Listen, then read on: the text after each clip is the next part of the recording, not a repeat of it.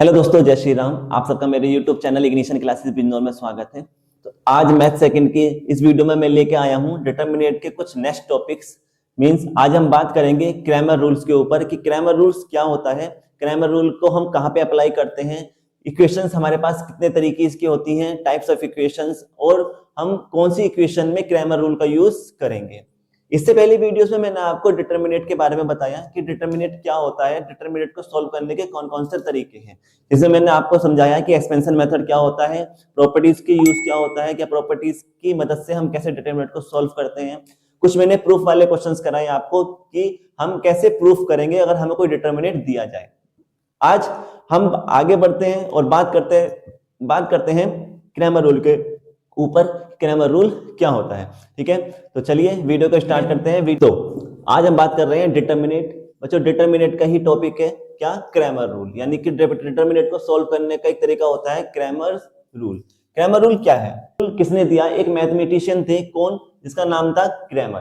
तो क्रैमर ने एक रूल बताया जिसका नाम पड़ा क्रैमर रूल। क्या बताया कि हम किसी भी कंसिस्ट इक्वेशन को, कौन सी? कंसिस्टेंट इक्वेशन को सॉल्व कर सकते हैं, ठीक है। कंसिस्टेंट इक्वेशन को सॉल्व कर सकते हैं बाय यूजिंग दिस मेथड, ठीक है बच्चों। लैंग्वेज डेफिनेशन नहीं लिखना है क्योंकि डेफिनेशन आती नहीं है मैथ में। मैं सिर्फ आपको समझाने के लिए समझाऊंगा जो कुछ भी समझाना है यहाँ पर। तो क्रैमर रूल क्या होता है? क्रैमर रूल कहां पे अप्लाई करते हैं? कंसिस्टेंट इक्वेशंस के लिए, ठीक है। अब बच्चों, इस क्रैमर रूल को समझाने के लिए मुझे जरूरत पड़ेगी पहले बताने की कि हमारे पास इक्वेशंस क्या होती हैं, कंसिस्टेंस इक्वेशंस क्या होती हैं, इनकंसिस्ट क्या होती हैं। हमें जब तक ये नहीं पता होगा तब तक हम क्रैमर रूल नहीं समझ सकते। तो मैं थोड़ा सा रिवाइंड करते हैं चीजों को, यानी पीछे लेके चलते हैं थोड़ा सा इसके पीछे की चीजें, और बताता हूं कि मैं हमारे पास क्या क्या चीजें होती हैं, ठीक है। तो बच्चों, सबसे पहले हम बात करते हैं टाइप्स ऑफ इक्वेशन। कि हमारे पास इक्वेशंस जो होती है वो कितने तरीके की होती हैं। इक्वेशन सब समझते हैं। इक्वेशंस क्या होंगी? जैसे मैंने कहा x + y = 0, ये एक इक्वेशन है। मैंने कहा कि x - y + z = 0, ये भी एक इक्वेशन है ना। या फिर मैंने कहा x = 0, ये भी एक इक्वेशन है। तो ये 2 वेरिएबल की इक्वेशन है, ये 3 वेरिएबल्स की है, और ये सिंगल वेरिएबल की इक्वेशन है। तो वेरिएबल चेंज होते हैं, 1 2 3 4 इस तरीके की इक्वेशन होती है। लेकिन कहने का मतलब क्या होता है कि जब भी कोई पार्ट किसी 0 के इक्वल हो, किसी पार्ट के इक्वल हो, तो वो क्या कहलाती है? इक्वेशन कहलाती है। यानी ये पार्ट किसके इक्वल है? 0 के। तो इसलिए जहां भी इक्वल का साइन आए वो क्या है? इक्वेशंस है। तो टाइप्स ऑफ इक्वेशन मतलब ये होती है हमारे पास इक्वेशन। अब इक्वेशन कितने तरीके की है, टाइप्स कितने तरीके की होती हैं? तो हमारे पास कौन कौन सी? सबसे पहली इक्वेशन होती है होमोजेनियस। कौन सी? होमोजेनियस इक्वेशन, ठीक है। उसके बाद आती है सेकंड नंबर पे non homogeneous equation. Non homogeneous equation. अब बात आती है कि होमोजेनियस इक्वेशंस क्या होती हैं। तो homogeneous equations are those equation which is in the form of ax + by + cz = 0। यानी कि होमोजेनियस इक्वेशंस क्या होती हैं? Which is form of ax + by + cz। यानी जो इक्वेशन या जिन इक्वेशंस को हम ax + by + cz = 0 के फॉर्म में लिख सकते हैं, वो इक्वेशन हमारी क्या कहलाएंगी? होमोजेनियस इक्वेशंस कहलाएंगी। एग्जांपल अगर हम समझे तो जैसे कि आपने पढ़ा है क्या, 2x + 3y + 6z = 0। ये क्या है? होमोजेनियस इक्वेशन है। ये कितने वेरिएबल की है? 3 वेरिएबल्स की है, क्योंकि देखो एक x y z तीनों आ रहे हैं। तो जब भी कांस्टेंट के साथ कुछ क्या आए, वेरिएबल ऐड होके आए, तो वो उतने ही वेरिएबल्स की बन जाती है। यहाँ पे कितने वेरिएबल है? 3 x y z, ठीक है। ये 3 हो गई। और देख लेते हैं जैसे और करके कि मैं लिख रहा हूं कि क्या 6x - 5y = 0। कितने वेरिएबल की है? 2 वेरिएबल्स की है। ये कितने की है? 3 वेरिएबल्स की है, ठीक है। तो होमोजेनियस इक्वेशंस आप ऐसे याद रख सकते हो कि those equations which are equal to 0, जो 0 के इक्वल होती हैं उन्हें हम क्या बोलते हैं? होमोजेनियस इक्वेशंस बोलते हैं। बात समझ में आ गई? तो ये 2 तरीके की हो सकती हैं, थ्री मतलब कितने तरीके की हो सकती है, 3 वेरिएबल की भी हो सकती है, 2 वेरिएबल की भी हो सकती है, 4 वेरिएबल्स की भी हो सकती है और सिंगल वेरिएबल की हो सकती है, वो कितने की भी हो सकती है। तो याद रहेगा होमोजेनियस इक्वेशंस क्या होती हैं। Homogeneous equation are those equation which can be written as in the form of ax plus by plus cz is equal to 0 and which is always equal to 0, जो हमेशा क्या रहेंगी, 0 के इक्वल रहेंगी, ठीक है, इज इक्वल टू 0। क्लियर है। Non homogeneous equations क्या होती हैं। नॉन होमोजेनियस इक्वेशन क्या होंगी, which is in the form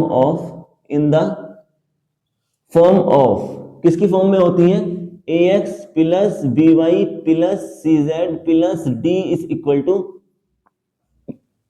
0। क्या मतलब है इसका, कि जो ax plus by plus cz plus d की फॉर्म में हो, उन इक्वेशंस को हम क्या बोलेंगे, नॉन होमोजेनियस इक्वेशंस बोलेंगे।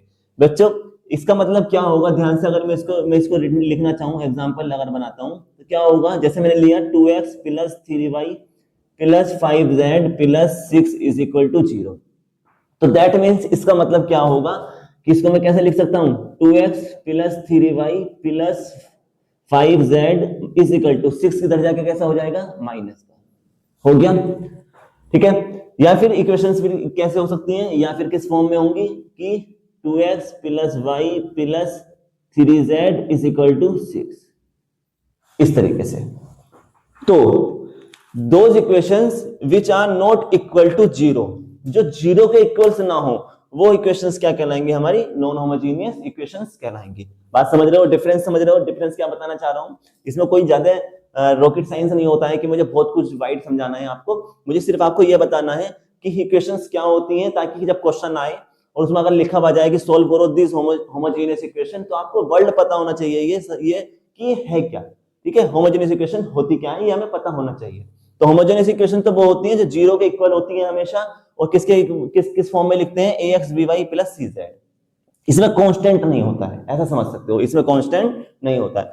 और नॉन होमोजेनियस इक्वेशंस क्या होती है कि those equations which are written in the form of ax plus by plus cz plus d is equal to 0, ठीक है, जो इस फॉर्म में लिखी जा सकती है। और ऐसे और कह सकते हैं कि जिसमें कांस्टेंट होता है, जो 0 के इक्वल कभी भी नहीं होंगी। क्यों, जैसे मान लो यहाँ पे प्लस d लिखा था, तो d को मैंने क्या मान लिया, 6 मान, तो मैं 6 को इधर लेके जा सकता हूं, तो क्या हो गया, माइनस के 6, तो इसलिए 0 नहीं रहा ना, अब 0 की जगह क्या आ गया, माइनस के 6। तो वो इक्वेशन जिनके इक्वल में हमेशा कोई कांस्टेंट होगा, जिसमें कोई ना कोई वैल्यू होगी, 0 के इस तरफ कुछ ना कुछ वैल्यूज होंगी, कोई ना कोई कांस्टेंट होगा, वही इक्वेशंस क्या कहलाती हैं, नॉन होमोजेनियस इक्वेशंस कहलाती हैं। क्लियर है। चलिए इसमें एक खास बात और है, क्या, एंड, ठीक है, क्या पॉइंट है इसका, कि जो डिटर्मिनेट होता है, जो डिटर्मिनेट होता है इज नॉट इक्वल टू 0,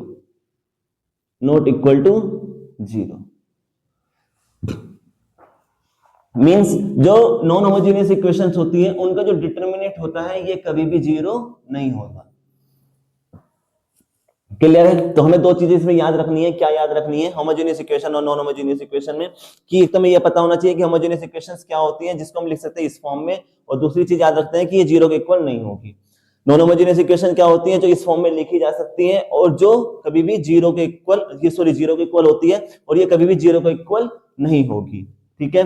साथ में इसका जो डिटर्मिनेट होता है वो कितना होता है, 0 होता है। इसका जो डिटर्मिनेट होगा वो कितना होगा, ऑलवेज 0 होगा, क्योंकि यहाँ पे क्या आया है, 0।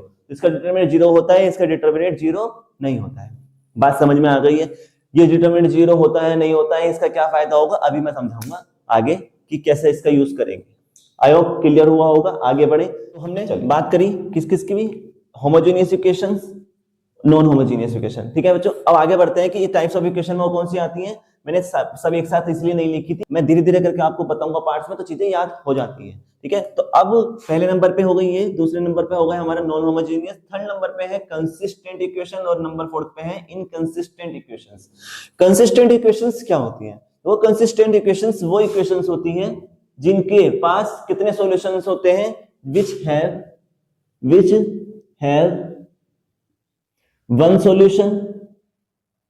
which have one solution or more solution, यानी कि जिसके पास या जिन वे इक्वेशन जिनके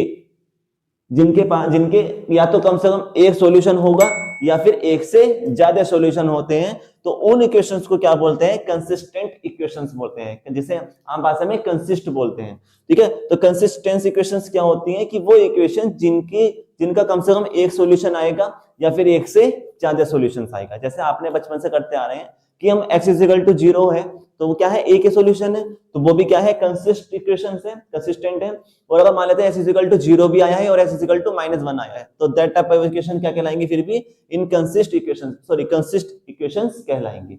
तो जिनके कम से कम एक सॉल्यूशन या एक से ज्यादा सॉल्यूशंस होते हैं, उन इक्वेशंस को क्या बोलते हैं? हम कंसिस्टेंट इक्वेशंस बोलते हैं। ठीक है, इसको और क्या बोलते हैं? ठीक है, अगर मैं इसको और दूसरी भाषा में बोलूं तो दूसरी भाषा में क्या बोलते हैं? जैसे यूनिक सॉल्यूशन होगा। यूनिक का मतलब क्या होता है? एक, है ना? या फिर इनफाइनाइट सॉल्यूशन होगा, इनफाइनाइट। तो दोनों लैंग्वेज आ सकती है, इसलिए मैंने दोनों लैंग्वेज लिख दी।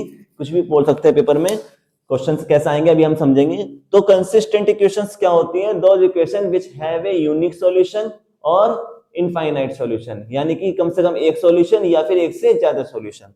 अब इसके अपोजिट क्या होगा? Inconsistent equation. इनकंसिस्ट इक्वेशंस क्या होती हैं? which have no solution, which has no solution। ये नो का मतलब 9 नहीं है, नो का मतलब नहीं।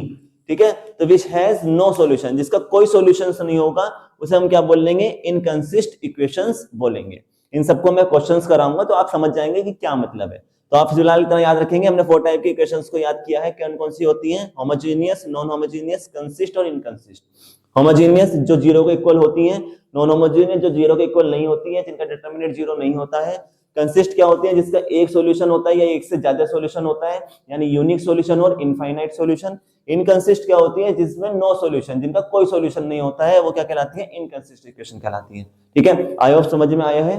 ठीक है, आगे बढ़ते हैं, थोड़ा सा बात करते हैं अपने क्रैमर रूल पे। क्रैमर रूल क्या होता है, इसके बाद आगे की चीजें करता हूं। बच्चों ये इंट्रोडक्शन बता रहा हूं तो इसलिए थियोरेटिकल पार्ट ज्यादा रहेगा, आपको पूरे डिटेल में समझाने के लिए कि आपको एक एक पॉइंट पता होना चाहिए कि हम क्या करने वाले हैं और क्यों करने वाले हैं। ठीक है, तो वीडियो में लास्ट तक जरूर बने रहें। अब आते हैं कि क्रैमर रूल क्या होता है। तो एक मैथमेटिशियन थे जिन्होंने क्या कहा, जिनका नाम क्या था? क्रैमर। ठीक है, उन्होंने क्या दिया? एक रूल दिया कि हम कंसिस्ट इक्वेशन को सोल्व कर सकते हैं बाय यूजिंग दिस मेथड। ठीक है, अब कंसिस्ट इक्वेशंस हैं, तो अभी बताया था कंसिस्ट इक्वेशंस क्या होती है? जिनका क्या होता है? कम से कम एक सॉल्यूशन होता है या एक से ज्यादा सॉल्यूशंस होता है, तो इसलिए क्रैमर रूल का यूज करते हैं। मैं इसकी कुछ हाइलाइट्स बताता हूं पहले, क्या क्या होती हैं। हाइलाइट्स क्या है कि जो क्रैमर रूल है वो किसके लिए यूज करते हैं? which is used for mainly 2 or 3 equations। ठीक है, मैंने आपको इंट्रोडक्शन, जब मैंने डिटरमिनेंट स्टार्ट किया था तो मैंने आपको अपने उसमें इंट्रोडक्शन में बताया था डिटरमिनेंट के, कि हम डिटरमिनेंट का यूज करते हैं इक्वेशंस को सोल्व करने के लिए। हमारे पास कोई इक्वेशंस दी गई होंगी तो हम उसको उन इक्वेशन को सोल्व करते हैं बाय यूजिंग डिटरमिनेंट। तो क्योंकि इक्वेशंस को सोल्व करने के लिए यूज कर रहे हैं, तो जब हमारे पास इक्वेशन को सोल्व करने के लिए 2 मेथड थे, एक एक्सपेंशन मेथड था, एक प्रॉपर्टीज थी। तो जब वो थी तो अब इसकी क्या जरूरत पड़ी? बात यहां आती है ना। तो इसके लिए एक हाइलाइट्स क्या है कि जो डिटरमिनेंट, ये क्रैमर रूल है, ये कब यूज किया जाता है? जब हमारे पास 2 या 3 इक्वेशंस दी हो। अगर 2 या 3 दे रखी हैं तो हम इजीली क्रैमर रूल इस पर अप्लाई कर देंगे। लेकिन अगर 3 से ज्यादा दी है तो फिर हम क्रैमर रूल का यूज नहीं करते हैं, देन हम यूज करते हैं एक्सपेंशन मेथड या फिर प्रॉपर्टीज का। एक तो इसकी हाइलाइट्स ये हैं। दूसरा क्या है? ठीक है, ये बुक में नहीं कह सकते कि हाँ ऐसा होना है, लेकिन जो मैं समझा रहा हूँ ये आपको एक नॉलेज के बिहाफ पे समझा रहा हूँ। मेरे अकॉर्डिंग दूसरा रूल क्या है कि जो ये क्रैमर रूल है ये कहाँ यूज होता है?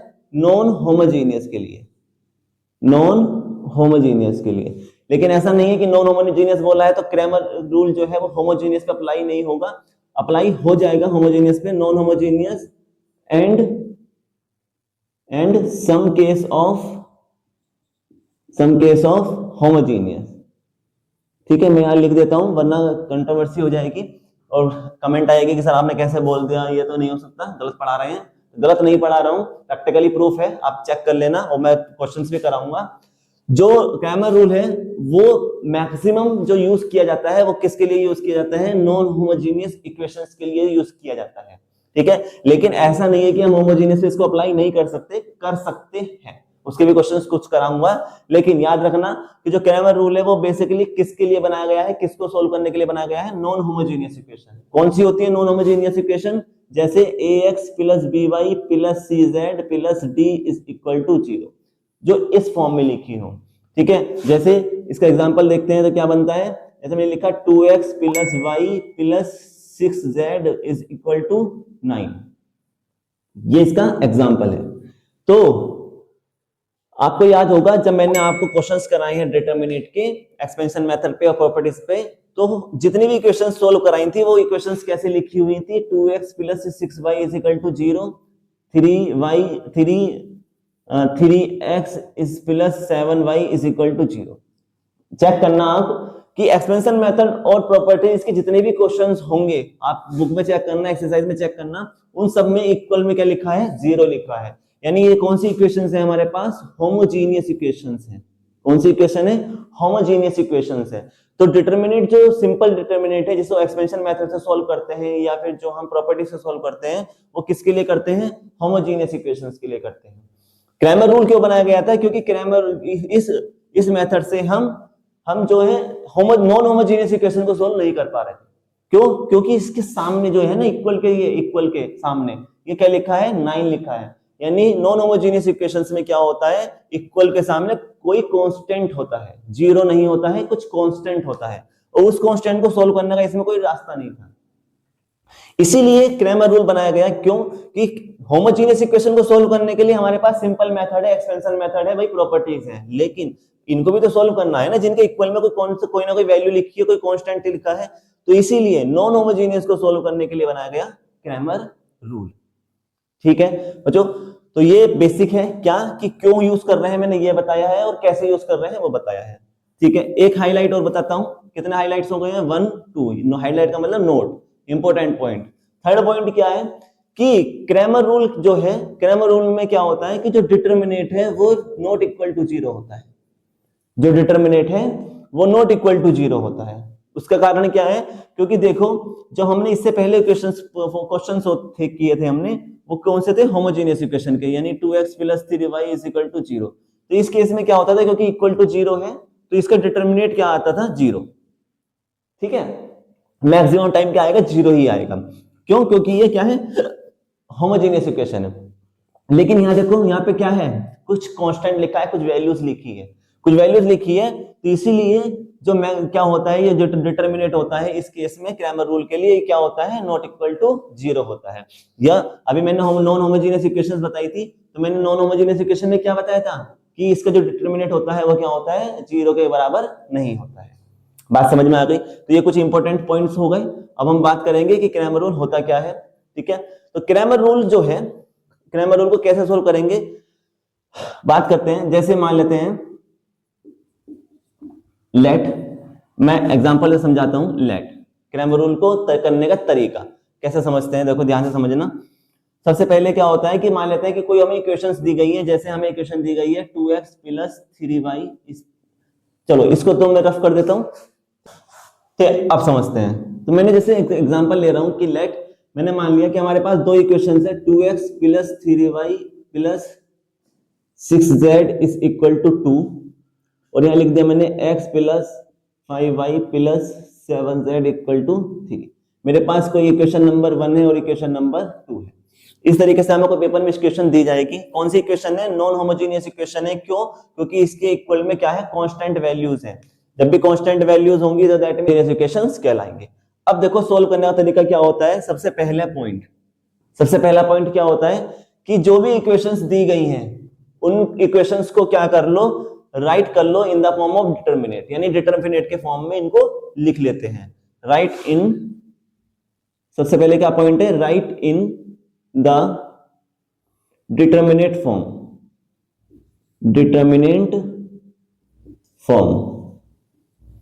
ठीक है। डिटरमिनेट फॉर्म में लिखेंगे तो मतलब कैसे करेंगे, ध्यान से देखो। यहाँ पे 2 लिखा है, 3 लिखा है, 6 लिखा है। मैंने आपको लास्ट वीडियो जो कराई है उसमें बताया है कि कैसे हम डिटरमिनेट में कन्वर्ट करते हैं। क्या करते हैं, डिटरमिनेट क्या होता है, जिसमें 2 बार लगे होते हैं। अब ध्यान से देखो, इसमें पहला डिजिट कितना है 2, कांस्टेंट कितना है 2, यहाँ पर कितना है 1, यहाँ पर कितना है 3, देन 5, यहाँ पर 6 और देन 7। तो वेरिएबल के पास जो भी कांस्टेंट लिखे होते हैं हम उनको क्या लिख लेते हैं, डिटरमिनेट में लिख लेते हैं। तो ये डिटरमिनेट में कन्वर्ट हो गया और इसको क्या मान लेंगे, इसको मान लेंगे डेल्टा। ठीक है, डेल्टा क्यों, क्योंकि डिटरमिनेट को किससे रिप्रेजेंट करते हैं, डी से करते हैं या फिर डेल्टा से करते हैं। तो जब भी क्रैमर रूल का आप यूज करोगे तो आप डिटरमिनेट को क्या मानोगे, डेल्टा मानोगे। ठीक है, मान सकते हैं डी भी, लेकिन मानना क्या है, डेल्टा मानना थोड़ा ज्यादा इफेक्टिव लगेगा क्योंकि बुक्स में डेल्टा ही लिखा हुआ मिलेगा।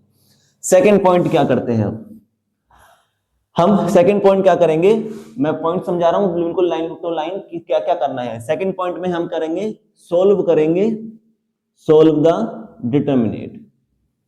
किसको सोल्व करेंगे, जो डिटरमिनेट हमने बनाई है। तो हम सोल्व करेंगे डिटरमिनेट को। ठीक है, तो सोल्व करने के बाद एंड गेट द वैल्यू।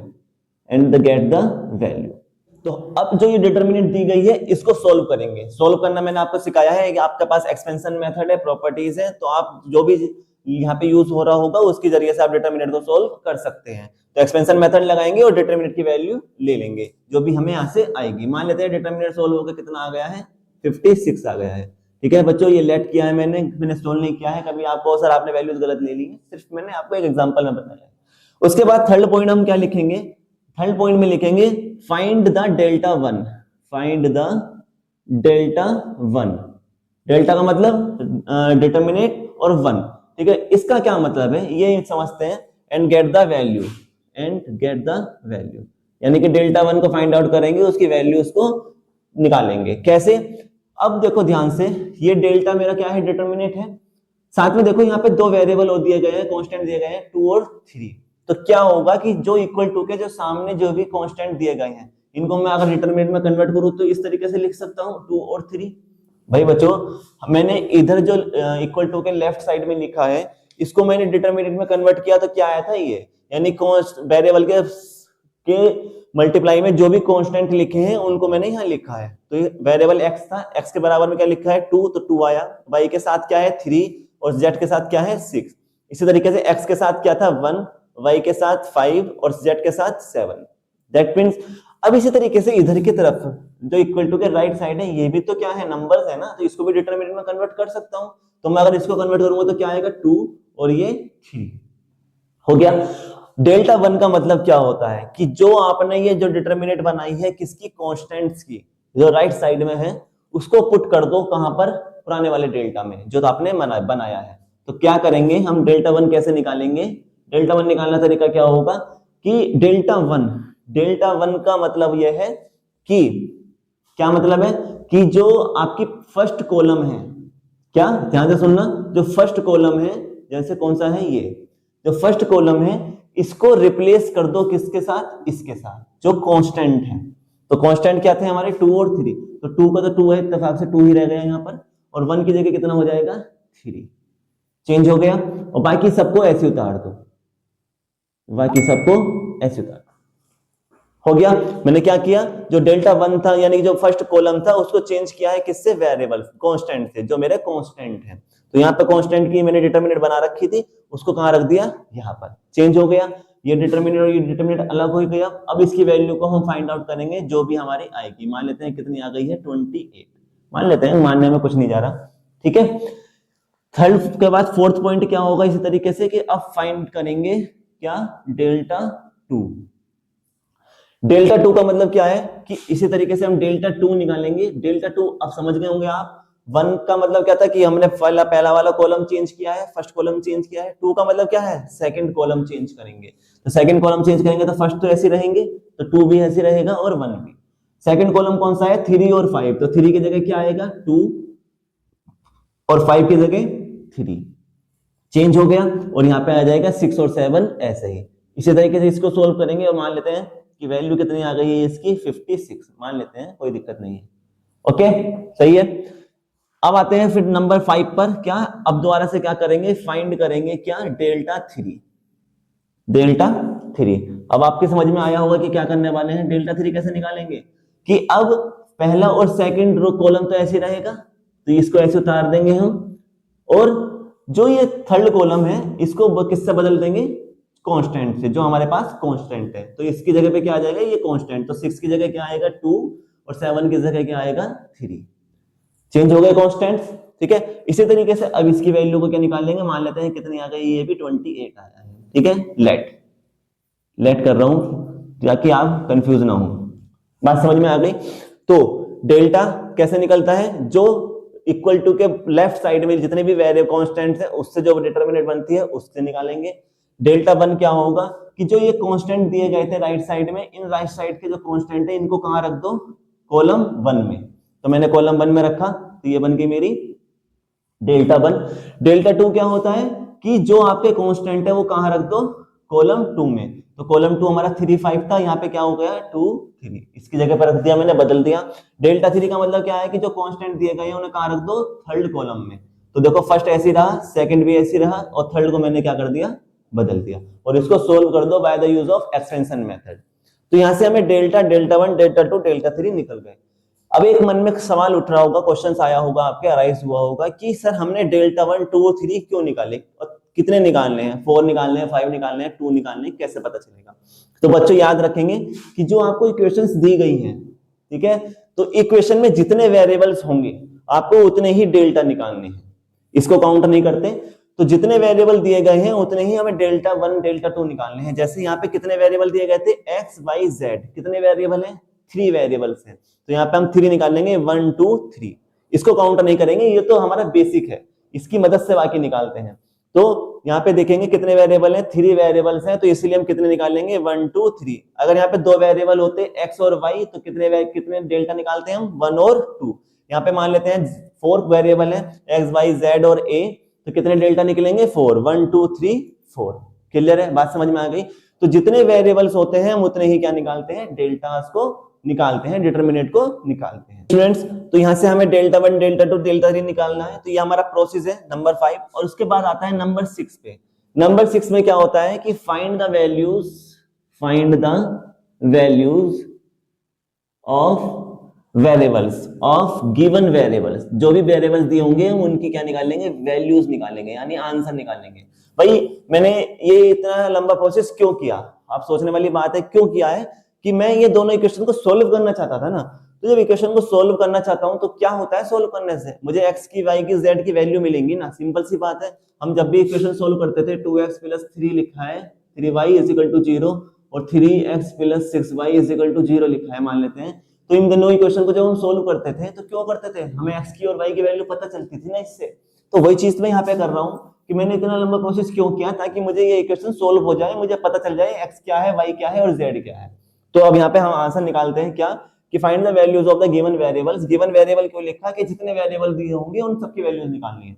तो हो सकता है 2 दिए हो सकता है 3 दिए हो सकता है 4 दिए हो, तो मैं अगर 2 लिख दूंगा तो फिर तो ये 2 के लिए बन जाएगी लाइन।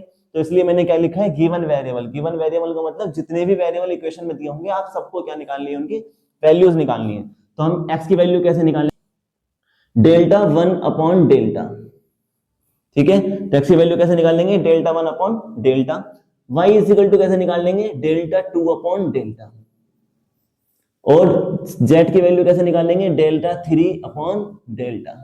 तो ये फाइंड आउट करने का तरीका होता है कि क्या x क्या है, क्योंकि x क्या है, पहले नंबर पे है, तो इसलिए x पहले नंबर पे है तो क्या आएगा, डेल्टा 1। तो डेल्टा 1 अपॉन डेल्टा क्या बन जाएगा, x। y की वैल्यू कैसे निकलेगी, डेल्टा 2 अपॉन डेल्टा, और z की निकलेगी डेल्टा 3 अपॉन डेल्टा। ठीक है, थोड़ा सा एग्जांपल में बताते हैं। जैसे मैंने लिखा है x = डेल्टा 1 अपॉन डेल्टा, तो x = डेल्टा 1 अपॉन डेल्टा। और जो डेल्टा 1 की वैल्यू हमने निकाली है, कितनी आई है, मान लेते हैं 28 आई है। कितनी है, 28। डेल्टा कितना है हमारे पास, 56। ठीक है, 28 2 कितना होता है, 56। दैट मीन्स कितना आ गया, 1/2। तो यहां से x की वैल्यू कितनी आ जाएगी, 1/2 आ जाएगी, या फिर क्या बोल सकते हो, x = 0.5। आई वैल्यू ये नहीं आ गई है, ठीक है। इसी तरीके से हम डेल्टा 2 अपॉन डेल्टा करके क्या निकालेंगे, y की। जैसे ये हो गया, y की वैल्यू देखते हैं, जैसे y का फॉर्मूला क्या होता है कि y इज इक्वल टू होता है डेल्टा 2 अपॉन डेल्टा। डेल्टा 2 कितना आया है हमारे पास 56 और डेल्टा कितना है हमारे पास 56। तो यहां से ये कितनी टाइम्स गया 1 टाइम्स, तो कितना हो गया y इज इक्वल टू 1। इसी तरीके से डेल्टा 3 अपॉन 3, डेल्टा 3 की वैल्यू कितनी है 28 और डेल्टा की वैल्यू कितनी है 56, इसकी भी कितनी आ जाएगी 1 अपॉन 2। क्लियर है? तो ये that is the Cramer rule. ये क्रैमर रूल को सोल्व करने का तरीका है। ये बेहद इंपॉर्टेंट पॉइंट्स हैं, इसको आप नोट डाउन जरूर कर लेना कॉपी में, क्योंकि ये बुक में या आपको नहीं लिखवाए नहीं जाते, कहीं भी सिर्फ समझाए जाते हैं। मैंने आपको लिखवाए हैं ताकि आप याद कर सको। ठीक है, अब थोड़ा सा आगे बढ़ते हैं और हमारे पास कुछ क्वेश्चंस आते हैं कि डिटरमिनेंट को सोल्व करो और बताओ कि जो इक्वेशंस हैं वो कंसिस्ट है या इनकंसिस्ट है। जो सॉल्यूशन आ रहा है वो यूनिक सॉल्यूशन है, नॉर्मल यूनिक सॉल्यूशन है, इनफाइनाइट सॉल्यूशन है, या फिर नो सॉल्यूशन है, या फिर कभी कभी क्वेश्चन आता है कि जो सिस्टम है, जो इक्वेशंस है वो ट्रिवल है या नॉन ट्रिवल है। तो कुछ इस तरीके के क्वेश्चंस भी आते हैं जो लैंग्वेज के बिहाफ पे आते हैं। तो मैं आपको बताता हूं कि थियोरेटिकल पार्ट क्या है इसका, कि कौन सी इक्वेशंस कैसी होती है। ठीक है, तो चलिए बात करते हैं उसके बारे में। कंडीशन फॉर इनकंसिस्टेंसी और कंसिस्टेंसी, मतलब कि हमारे पास क्वेश्चंस ओपनली आते हैं कि बताओ सिस्टम इनकंसिस्ट है या कंसिस्ट है। ठीक है, या इक्वेशन जो दी गई है वो इनकंसिस्ट है या कंसिस्ट है। बच्चों मैंने आपको पहले ही बता चुका हूं कि कंसिस्ट इक्वेशंस क्या होती है और इनकंसिस्ट इक्वेशंस क्या होती हैं। कंसिस्ट क्या होती हैं कि जो वो कंसिस्ट क्या होती है कि जिनके पास एक सॉल्यूशन यानी कि वन सॉल्यूशन और इनफाइनाइट सॉल्यूशन होते हैं, जिनका यूनिक सॉल्यूशन होता है या इनफाइनाइट सॉल्यूशंस होते हैं। इनकंसिस्ट क्या होती है कि जिनका कोई सॉल्यूशन नहीं होता, नो सॉल्यूशंस। तो अगर अब हम डिटरमिनेंट समझ चुके हैं, डेल्टा मैं आपको समझा चुका हूं, तो अगर इफ जो डेल्टा है अगर वो नॉट इक्वल टू 0 है, इफ डेल्टा जो है इज नॉट इक्वल टू 0 है, देन जो सिस्टम होगा, ठीक है, सिस्टम को इस तरीके से लिखते हैं, चलो पूरा लिख देते हैं कि जो सिस्टम जो होगा SYSTEM, जो सिस्टम होगा वो कैसा होगा, कंसिस्ट होगा। कैसा होगा, कंसिस्ट होगा, याद रखेंगे, या कंसिस्टेंट होगा। ठीक है, कंसिस्ट होगा एंड कितने सॉल्यूशंस होंगे, यूनिक सॉल्यूशन होंगे। ठीक है, and has unique solution, has unique solution, ये याद रखना है। क्या कैसा सॉल्यूशन होगा, यूनिक सॉल्यूशंस होगा, यानी कि सिर्फ और सिर्फ एक सॉल्यूशन होगा। अगर इफ जो डेल्टा है वो इक्वल टू 0 है, डेल्टा क्या है, इक्वल टू 0 है, and at least one of delta 1 comma delta 2 comma delta 3, इन तीनों में से कोई एक is equal to 0, is equal to 0। ठीक है, हम समझ चुके हैं, आपको मैं डेल्टा बता चुका हूं कि जो डिटरमिनेंट होती है उसको डेल्टा बोलते हैं। अब आपको डेल्टा 1 डेल्टा 2 डेल्टा 3 भी पता चल गया है कि अगर मान लेते हैं 2 वेरिएबल होगा तो डेल्टा 1 और डेल्टा 2 बनेगी, अगर 3 वेरिएबल होंगे तो डेल्टा 1 2 और 3 बनेगी, इस तरीके से। तो अगर हमारे जो डिटरमिनेंट हम जो सोल्व करते हैं स्टार्टिंग में, अगर वो डिटरमिनेंट 0 आ गया है, तो अगर डिटरमिनेंट 0 है और साथ में इन तीनों में से कोई सा भी एक डिटरमिनेंट 0 आ गया है, मान लेते हैं डेल्टा 1 आ गया है, मान लेते हैं डेल्टा 2 आया है, मान लेते हैं डेल्टा 3 आया है। जैसे मान लेते हैं डेल्टा 1 की वैल्यू 6 है, डेल्टा 2 की वैल्यू कितनी आ गई 5, लेकिन डेल्टा 3 की कितनी आ गई 0। या फिर हो सकता है कि डेल्टा 1 6 आया है, डेल्टा 3 कितना आ गया 5 और डेल्टा 2 कितना आ गया 0। तीनों में से अगर कोई भी एक 0 आ जाता है, डेल्टा तो 0 है ही, लेकिन इन तीनों में से कोई भी एक 0 आ जाता है, देन जो सिस्टम बनेगा, देन जो सिस्टम आएगा वो सिस्टम ऑफ इक्वेशंस कैसी कहलाएगी, इनकंसिस्ट कहलाएगी, इनकंसिस्टेंट या इनकंसिस्ट कहलाएगी। ठीक है, इनकंसिस्ट कहलाएगी। और सॉल्यूशन कैसे होंगे, सॉल्यूशन कैसा होगा, इनकंसिस्ट में कैसा होता है, नो सॉल्यूशन। क्या बन जाएगा ये, नो सॉल्यूशन। बात समझ में आ रही है? तो इसलिए याद भी रखना है कि कंसिस्ट में मैंने क्या बताया, इसलिए मैंने स्टार्टिंग में पहले कंसिस्ट बताया है। तो कंसिस्ट का मतलब क्या होता है, जिसका एक सॉल्यूशन होगा या फिर इनफाइनाइट होगा। तो यहाँ पे कंसिस्ट था इसलिए यूनिक सॉल्यूशन आ गया। इनकंसिस्ट में क्या बताया था, इनकंसिस्ट के केस में होता है कि जिसका कोई सॉल्यूशन नहीं होता है। तो जहां पे इनकंसिस्ट वर्ड लिखा हुआ जाए इसका मतलब वो क्या होगा, नो सॉल्यूशन होगा। या फिर जहां पे नो सॉल्यूशन लिखा हुआ जाए इसका मतलब क्या है, वो इनकंसिस्ट है। तो ये भी लिखा सकता है या ये भी लिखा सकता है, ये याद रखेंगे। इसलिए तो अगर डेल्टा 0 है और डेल्टा के साथ साथ इन तीनों में से कोई एक भी 0 है, देन द सॉल्यूशन क्या कहलाएगा, वो इनकंसिस्ट कहलाएगा। कैसा सॉल्यूशन बन जाएगा? नो सॉल्यूशन बन जाएगा। थर्ड चीज क्या होती है? थर्ड केस क्या है? ठीक है, ये केस है इस तरीके के। अब क्या है कि अगर इफ जो डेल्टा है वो जीरो है, भाई जो डिटर्मिनेट है अगर वो क्या है? जीरो है, और साथ में डेल्टा वन, डेल्टा टू और डेल्टा थ्री ये भी क्या है? जीरो है। ठीक है, डेल्टा वन भी जीरो आया है, डेल्टा टू भी जीरो है और डेल्टा थ्री भी जीरो है। मतलब कि सबके सब जितने भी हम डिटर्मिनेट सॉल्व कर रहे हैं अगर वो सभी जीरो आ जाए, ठीक है, सभी जीरो आ जाए, देन जो सिस्टम होगा मे बी, सिस्टम जो है वो मे बी कैसा हो सकता है? कंसिस्ट भी हो सकता है और इनकंसिस्ट भी हो सकता है। ये चीज इंपॉर्टेंट है। ठीक है, कंसिस्ट भी हो सकता है और इनकंसिस्ट भी हो सकता है। मींस क्या है कि हैज यूनिक सॉल्यूशन और नो सॉल्यूशन। ठीक है, तो बच्चों देखो मैं रट नहीं रहा हूं, मैं रटाया ज्ञान नहीं दे रहा हूं, मैं आपको इसी चीज से निकाल रहा हूं, जो यहां लिख रहा हूं उसी से नीचे लाइन बना रहा हूं। कैसे? देखो मैंने कैसे यूज किया कि delta is equal to zero है, मान लेते हैं कि जो डिटर्मिनेट है वो जो है वो जीरो आई है, और साथ में जो तीनों डिटर्मिनेट है वो भी जीरो आ गई, यानी सभी डिटर्मिनेट क्या है? जीरो है। तो उस केस में क्या होगा कि जो इक्वेशंस हैं, जो सिस्टम है, वो हो सकता है कंसिस्ट हो जाए और हो सकता है इनकंसिस्ट हो जाए। ठीक है, या तो कंसिस्ट होंगी या फिर इनकंसिस्ट होंगी। तो हम ऐसे ही लिखेंगे, ऐसा नहीं है कि आप सोचो कि सर मुझे कैसे पता चलेगा कंसिस्ट कौन सी है, इनकंसिस्ट कौन सी है। बच्चों ये लैंग्वेज होती है, तो आपको अगर सभी की सभी डिटर्मिनेंट जीरो आ जाएंगे तो आप लैंग्वेज में यही लिखोगे कि द सिस्टम में बी कंसिस्ट और इनकंसिस्ट, कि भाई कंसिस्ट भी हो सकता है और इनकंसिस्ट भी हो सकता है, हम बता नहीं सकते। और अगर कंसिस्ट है तो इसका आंसर कैसा होगा? यूनिक सॉल्यूशन होगा। उसका सॉल्यूशन कैसा आएगा? यूनिक सॉल्यूशन आएगा। और लिखा है, और लिख दिया। और इनकंसिस्ट में कैसा होता है? नो सॉल्यूशन, तो इसलिए यहां क्या लिख दिया? No solution. ठीक है, तो इसी लाइन से मैंने ये लाइन बनाई है कि कंसिस्ट है तो कैसा आएगा? यूनिक सॉल्यूशन, और इनकंसिस्ट है तो नो सॉल्यूशन। ठीक है, 3 केस हो गए।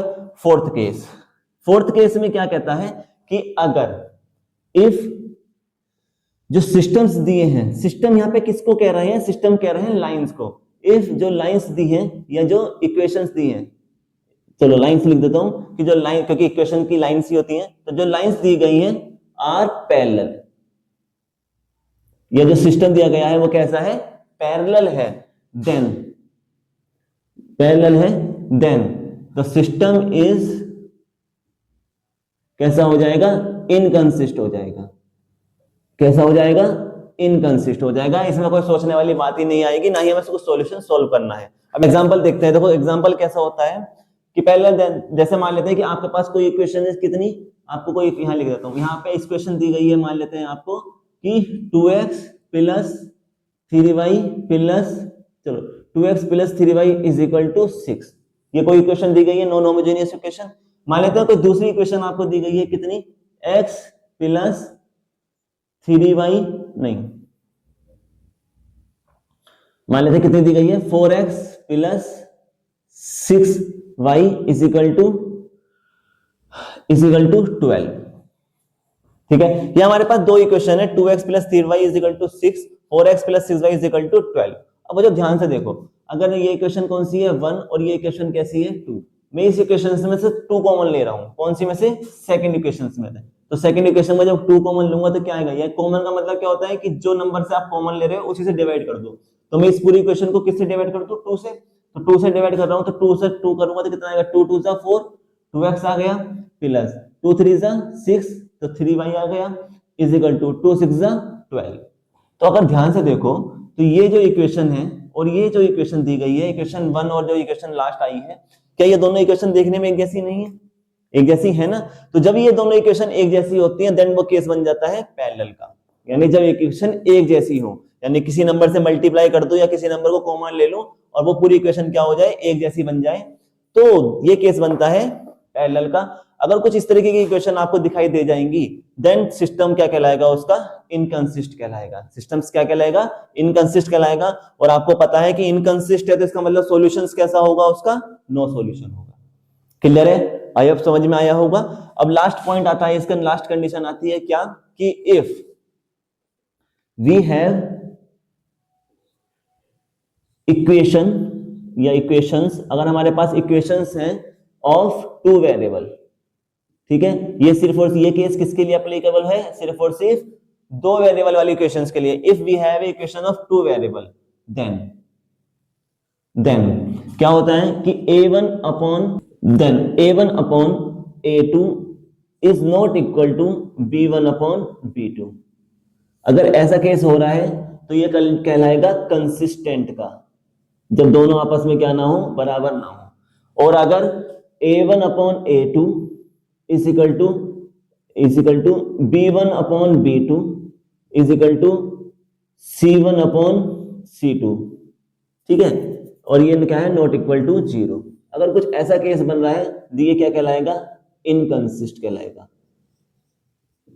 मतलब है, देखो इसको एग्जांपल से समझाता हूं कि अगर हमारे पास दो इक्वेशंस हैं ऑफ टू वेरिएबल, सिर्फ और सिर्फ हमारे पास दो वेरिएबल वाली इक्वेशंस हैं, जैसे मैंने यहां पर लिखा है ये, तो जैसे मैंने एक एग्जांपल ले लिया क्या कि दो मेरे पे इक्वेशंस हैं, क्या है, एक तो है 2x plus 3y is equal to 6 और दूसरी इक्वेशन है मेरे पास, मान लेते हैं x plus 3y is equal to 6 ना लेके 3 ले लेते हैं, ये है मेरे पास।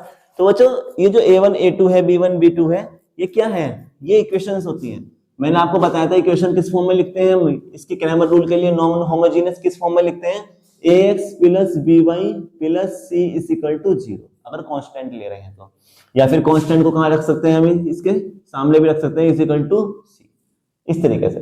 लेकिन ऐसा होता नहीं है, फॉर्म क्या होती है असलियत में, c इज इक्वल टू 0, यानी इधर जाके माइनस प्लस में होता है। तो यहाँ पे a यहाँ पर ये होता है, b ये होता है। अब क्योंकि दो इक्वेशन है तो इसलिए इसको a1 मानते हैं और इसको b1, यानी ये क्या कहलाएगा a1, ये क्या है b1, ये क्या है a2, ये क्या है b3 b2 और ये क्या है c1 और ये c2। समझ में आ गया, यानी ax plus by is equal to c की फॉर्म बनी या नहीं बनी, यानी हमारी ये नॉन होमोजेनियस इक्वेशन हो गई। अब हम फॉर्मूला लगाते हैं कि अगर आपके पास दो इक्वेशंस हैं और कौन सी हैं, दो वेरिएबल की हैं, सिर्फ और सिर्फ टू वेरिएबल की इक्वेशन है, तब आप ये लगा सकते हो चेक करने के लिए कि जो इक्वेशन है वो कंसिस्ट है या इनकंसिस्ट है। कैसे पता चलेगा कि हम फॉर्मूला लगाएंगे a1 upon a2, a1 upon a2, a1 कितना है हमारे पास 2, a2 कितना है हमारे पास, क्योंकि इसका मल्टीपल कितना होगा, कांस्टेंट 1, तो यहां से ये आ चुका है। इसी तरीके से मैं निकाल लूंगा b1 अपॉन b2, b1 कितना है मेरे पास 3 और b2 कितना है मेरे पास 3। इसी तरीके से निकाल लूंगा c1 upon c2, find out करते हैं, c1 कितना है 6 और c2 है हमारे पास 3, 3 2 जा 6।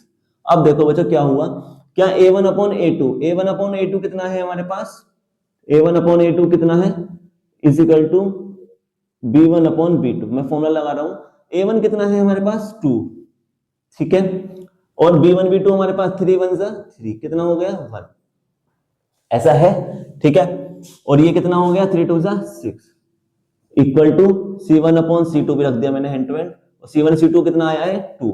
अब जरा चेक करो, क्या चेक करना है, ध्यान से देखो, a1 अपॉन a2 और b1 अपॉन b2 इक्वल नहीं है और is equal to c1 upon c2 equal है, ठीक है। तो इस तरीके से हम क्या करते हैं, चेक करते हैं। अगर मैं इन दोनों केस में देखूं तो ये चीजें क्या बन गई, देखो a1 अपॉन a2 अगर नॉट इक्वल है b1 अपॉन b2 के तो मैं c2 निकालूंगा ही नहीं, तो अगर a1 upon a2 not equal है b1 अपॉन b2 के तो सिस्टम क्या बन जाएगा, कंसिस्ट। तो ये इक्वेशंस कैसी हो गई हैं, कंसिस्ट हो गई हैं, ठीक है। बहुत डीप में पढ़ेंगे इसके, मैं क्वेश्चंस बहुत सारे आपको कराऊंगा, ये तो सिर्फ मैं एग्जांपल समझा रहा हूं कैसे अप्लाई करेंगे।